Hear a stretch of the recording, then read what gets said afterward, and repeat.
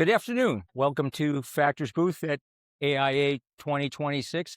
Really glad you're interested enough to come and hear more about it. I'm here to talk about a CFO's perspective on architectural and engineering software. I am a client of a Factor, so I'm going to tell you a story about what our architectural design company needed, what we had, what we were suffering with, and the transition we made to Factor, why we did it, and why it was so important, both for me as a CFO, but also me as the COO.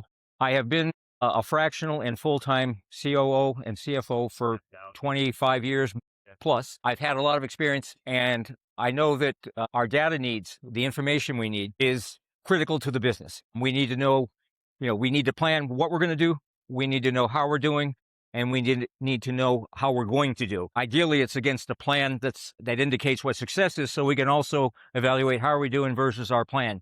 Does the plan need changing? Does our performance need changing? And most of all, we can tell how we're doing and make it communicable to stakeholders. One of the advantages I have, and I'm going to reference it, is because I think it's important whether you're a COO, CFO, or CFO exclusively, is understanding the business from top to bottom and from edge to edge. And what I mean by that is the causal relationship between what we have, what we do, and the financial aspect of that, what it costs and what we can make with it. A while back, I had a group of people I networked with that were M&A specialists, and they said that the biggest reason companies fail, or the biggest reason they don't appreciate and value, is because leadership doesn't know their why. You don't understand your business enough to explain it to someone, why the results are what they are. And I found that kind of frightening, because that would be, you'd think, key. So I got in the habit of, every time I met with stakeholders that asked me a question about the business, if I didn't know, I would find out what that information was and make it a standard part of my information display. Because I figured if they want to know, then I should know. And if people don't ask, I think they should know, so I want to tell them anyway. So my best practice just evolved with what met the need of making sure that we were planned, we knew how we were doing, we knew how we were going to do, and the people that needed to know knew, so that they could be informed and comfortable and confident. I am with a firm that had about 20 employees. We were doing corporate interior architectural design. A very established company for 8 years, or when I started, they had been working with this platform for about 2 or 3 years. When I got there, one of the things I noticed when they asked me to get involved with their finances was the information they had for financial output. The reports they had weren't relevant to the business. No one was certain if they were correct, and no one was certain what they meant. And I was kind of stunned, because this business had been around for 15 years. So I said, I went through it and kind of manually modified their results. And when they saw them, one, they were surprised. Two, they said, this makes much more sense, which is kind of how I ended up sliding in from COO to COO, CFO. And my approach was, from the plan all the way through, was I'm going to show you how to manage by planning and managing your business from 1 hour, one employee, and one customer, up to $5 million. And then how do we break down to figure out what it took to make that, and are we making enough? Which made sense, and they understood it and made sense too. I was glad that I was able to help them right away, but I was also very surprised that they had been working on this platform that was not set up properly. So what I noticed and what we were going through, and it went on for years, was the plan for the company wasn't very good, and so they didn't design the system for them. Two, the data transfer wasn't good, so they actually had errors in their control accounts, which meant their financials were wrong every year. They didn't know it. And so the other thing was, their employees didn't know how to use it. It was a project management and accounting and CRM system. No one in the company knew how to use it. When I say knew how to use it, not even competently, certainly not proficiently, which stunned and worried me, because when I asked people if they could do things, they would go in and try and not know if they did it right, not know if the data was right, and it took a ton of time. There was a lot of frustration, a lot of fear of failure, and so it was kind of a mess. We hired a consultant to fix some of the data problems, to do some training for us, and ultimately they ended up being a company that we outsourced our bookkeeping to, because it was so cumbersome to do it. Unfortunately, because it was a very difficult platform, the outsourcing bookkeepers were charging us, I'm going to say, consultant rates. Extremely expensive. They also helped our project managers with a PMO service, project management officer, to provide leadership, not necessarily how to project manage using their tool. Those rates were even higher. So we were spending $100,000 to $150,000 a year on this help.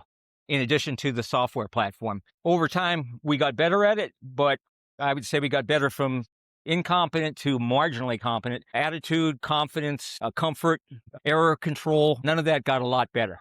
And we were spending a lot of time trying to work with it, a lot of time putting data in, a lot of time getting data out, a lot of time fixing problems or troubleshooting. And bottom line was the ROI was terrible financially. All that time that they were spending getting very compromised results wasn't spent on creating client value. And that was really the part of the ROI, that and the attitude and the frustration of the staff. After a couple more years, so now we're like 8 years with this platform, we finally decided, I don't think we're going to get better. And frankly, I don't know if it's our fault or the consultant's fault or the platform's fault, but we can't afford this. This is not sustainable. We're certainly not going to be successful. And this could be a reason why we'd really struggle and lose money, just because we're spending way too much money and not getting enough out. When I first met Factor and looked at their product from the beginning to agreeing to transition with them, at every checkpoint, at every feature, my reaction was, that's exactly what we need. That's exactly what I was looking for.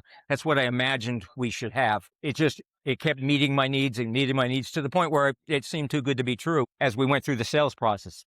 I had all our stakeholders in the company look at it. They made me feel good that they thought it was, one, it was true, and two, it looked so much better.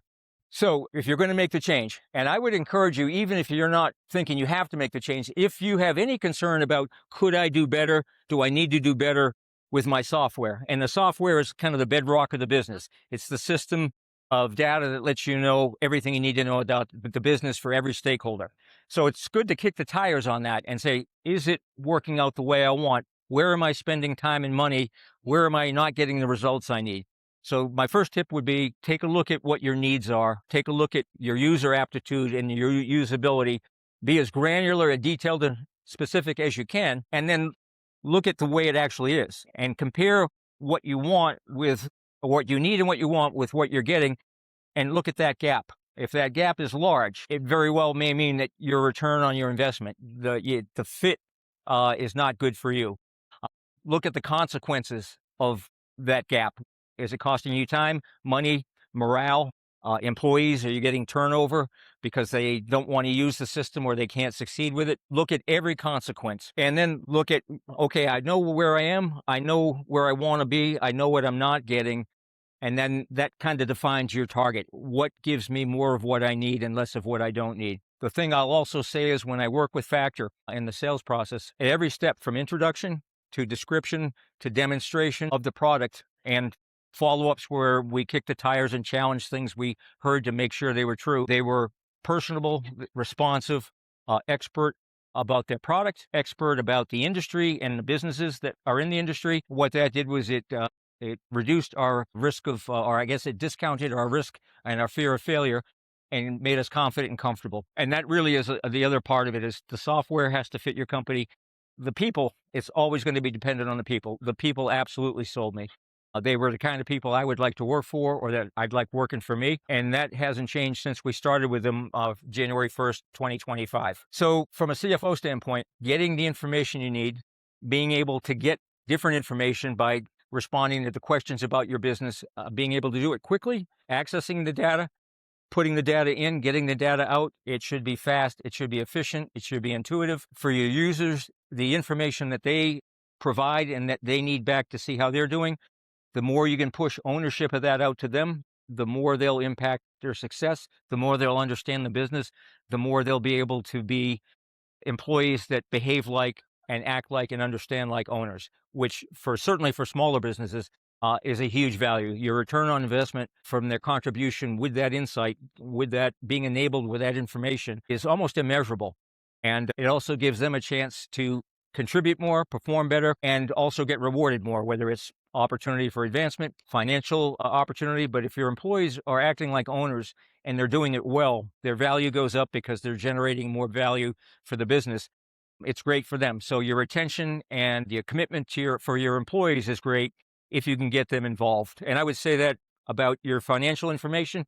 I would give them as much information about the cause and effect between what we do and what we make and what we spend and the profitability as you possibly can. And I know a lot of owners are resistant to that. They feel that there's confidential issues there and that people might know what people make. I have, with other companies that I've worked with, found the staff to be willing to say, if we share this, you need to be responsible like an owner. The effect was we had, after about 6 months, we had staff and department leaders that were acting like owners. And when we had meetings, they presented how they were doing, including commenting and providing insight on our project, on our profit and loss statement, which was a huge transformation. They got the business. And so the whole business elevated to a different level of efficiency and effectiveness. So I'll finish by saying, one, the old expression, you can't manage what you don't measure. We were at a point that we had spent years and years not trusting our numbers and spending too much money to not trust our numbers. If you don't trust your numbers, you can't trust your decisions.